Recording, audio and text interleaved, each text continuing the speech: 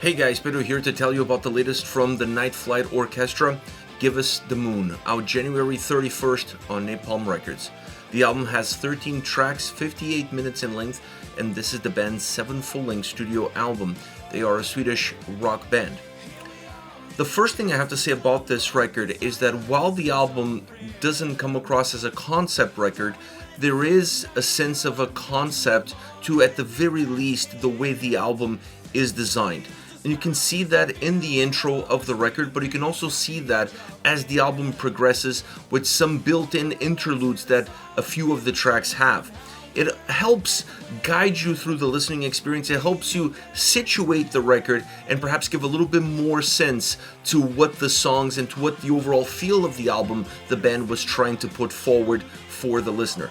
I really appreciate that aspect. I think it helps the album, but it could have been developed a little bit more. And I think if it was developed a little bit more, it would also help the overall playability of the record, because an album with 13 songs and 58 minutes in length feels quite long. So having a few of those built-in interludes, perhaps separate those from the tracks, allow the album to have more of a conceptual idea that could go full circle from beginning to end, I honestly feel would make the overall experience a lot better.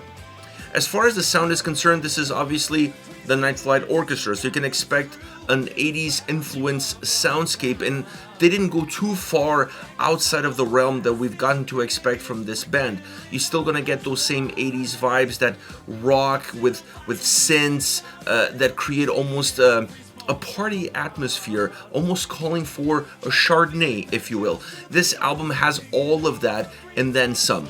The part that I feel that becomes the then some is that this record has two really key elements that have more of a role on this album than on any of the albums that they've released before this one. And that is, the bass sound has an immediate impact on how the overall soundscape comes across, and also some of the prog elements that you're going to find down the line as you progress from track to track throughout the entire album. Those prog elements, let me start off with that. They're not present with every single song. This is not a prog record. This is still an 80s rock influence, synthesizer driven sounding album, but it's definitely an album that starts to peel some of the layers as you go from song to song, and as you start to develop the record and the listening experience, and you fall into the later stages of the album, some of those prog influences come through quite a bit. They match the overall vibe. They don't feel dissonant from the sound. They don't feel dissonant from the band. I think they merge within this record really well, especially when you look at the concepts, at the ideas behind the lyrics, behind the tracks. I felt like those prog elements had a place and actually enhanced the tracks and gave this album more than just one dimension, which is really important as well. More so for an album, like I said earlier, that has 13 songs and is 58 minutes in length. As far as the bass is concerned, that bass impact is there from the get-go. This album, the bass is very noticeable. It becomes almost a point of reference as far as what the overall album is all about.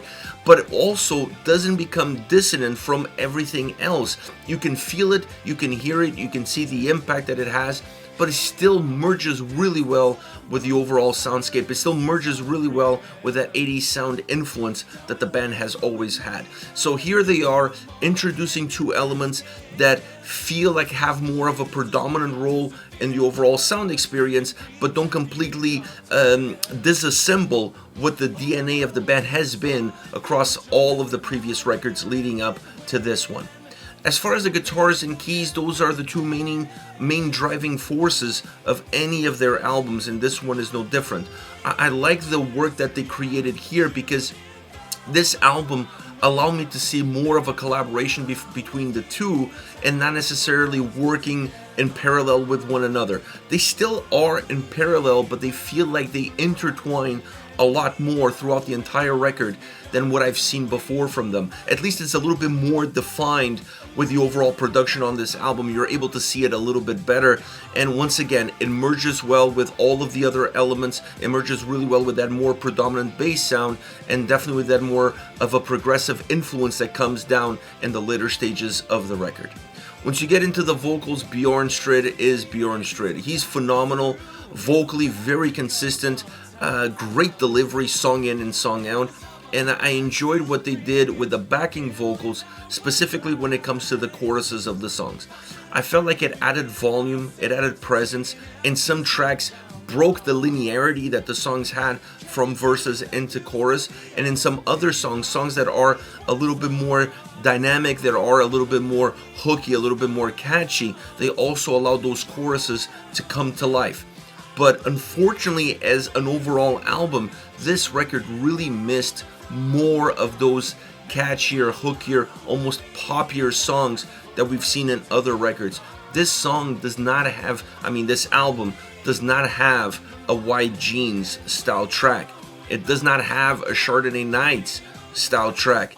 And I think this album could have really used more of those hookier, catchier songs. There are a couple. Shooting Velvet is definitely one of them, and Like the Beating of a Heart is another. But the album needed more of those super hooky, super straightforward, very poppy sounding songs to kind of merge everything else that's surrounded and make the overall experience of going from first to last a lot more engaging and a lot more entertaining. The album lacks that. It kind of goes down these different paths, but it never really finds a way of bringing those hooks into the forefront so that the album overall feels more concise and definitely more balanced.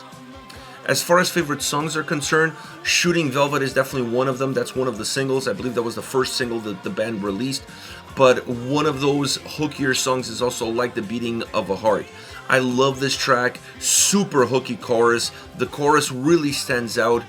It sets up the rest of the track.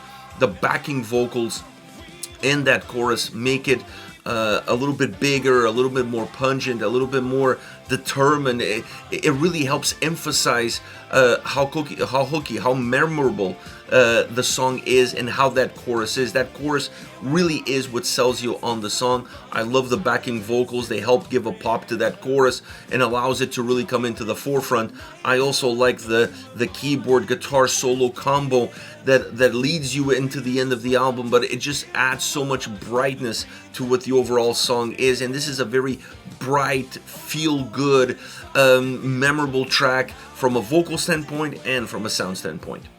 Next we have Give Us the Moon, the title track of the album. This is a more mellow song, a song that allows the vocals to be in the forefront. A lot of the tracks on this record work well, but the vocals are always a partner of what the sound is. The vocals represent vocally what the sound, the emotions that the sound is giving you.